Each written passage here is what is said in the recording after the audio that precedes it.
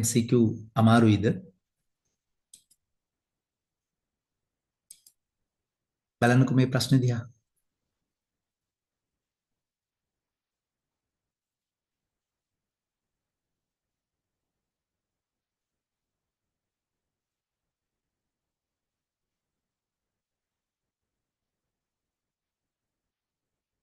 හරි. තෝරාගත්තද උත්තරේ මොකක්ද කියලා? ඔව්. උත්තරේ තෝරාගන්න කලින් අපි ප්‍රශ්නේ හරියට විශ්ලේෂණය කරගන්නට ඕනේ. මේ වගේ ප්‍රශ්නයකට උත්තර දෙද්දී ප්‍රශ්නේ හරියටම විශ්ලේෂණය කර ගැනීම ඉතාම වැදගත් වෙනවා දරුවනේ. මේකෙන් කියන්නේ භාණ්ඩයේ මිල සහ හුවමාරු ප්‍රමාණය දෙකම අඩු වෙන්න පුළුවන් පාත් සඳහන් කවර සිදුවීමක් මගින්ද කියලා. එතකොට අපි ඉස්සෙල්ලාම අඳුර ගන්නට ඕනේ භාණ්ඩයේ මිල හා හුවමාරු ප්‍රමාණය අඩු වෙන්න පුළුවන් ආකාර මොනවද කියන එක. එකක් තමයි වෙළඳපොළ සමතුලිතය වෙනස් වෙන්න බලපාන සාධක ලෙස අපි සලකන ඉල්ලුම සපයුම කියන වෙළඳපොළ බලවේගවල සිදුවන වෙනස් වීම. ඒ හරහා පුළුවන් මිල සහ ප්‍රමාණය දෙකම අඩු වෙන්න. ඊට අමතරව පුතේ ආණ්ඩුව වෙළඳපළට මැදිහත් වීමක් කරහත් ආණ්ඩුවට පුළුවන් භාණ්ඩයේ මිල හා හුවමාරු ප්‍රමාණය කියන දෙකම අඩු කරන්න. අපි බලමු. ප්‍රශ්නේ හරියට විශ්ලේෂණය කරගමු. බලන්නකෝ මේ රූප සටහන දිහා. මේකෙන් මම පෙන්නනවා මෙන්න වෙළඳපොළ සමතුලිත තත්වයක පසු වෙන අවස්ථාවක්. ඒ කියන්නේ මේක තමයි මිල, මේක තමයි හුවමාරු ප්‍රමාණය. දැන් මේ මිල සහ හුවමාරු ප්‍රමාණය කියන දෙකම අඩු වෙන්න පුළුවන් මේ රූප සටහනේ මෙන්න මේ වගේ ලක්ෂයකට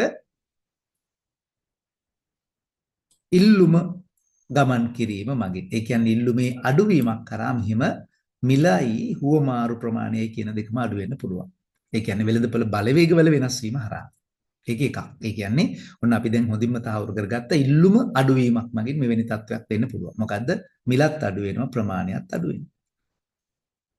ඊට අමතරව ආණ්ඩුව මැදිහත් වීම හරහා මෙන්න මෙහෙම.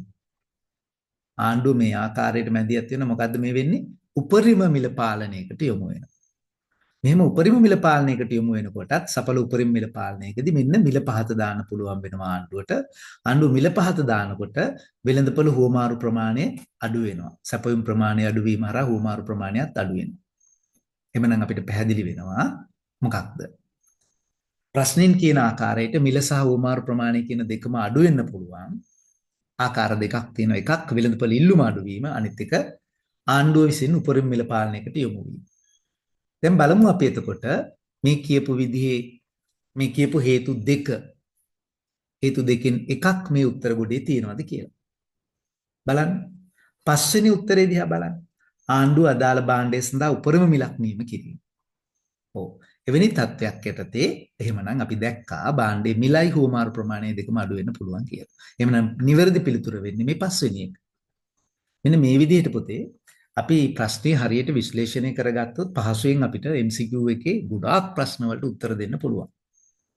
ඉතින් MCQ එකට මේ විදිහේ සාර්ථකව මුහුණ දෙන්න හැටි කියලා දීමට අපි මේ මාසේ ඒ කියන්නේ ඔක්තෝබර් මාසේ 19 සහ 20 කියන දවස් දෙකේ සම්මන්ත්‍රණයක් කරනවා. සම්මන්ත්‍රණයක් පවත්වනවා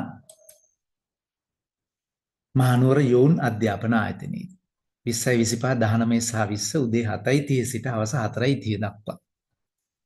බලට MCQ පේපර් එකට විශේෂීකරණය වෙලා ඒකට වැඩි ලකුණු ප්‍රමාණයක් ගන්නට මඟ පෙන්වීමක් අවශ්‍යයි කියලා හිතෙනවා නම් මේ සම්මන්ත්‍රණයට සහභාගී වෙන්න පුළුවන්.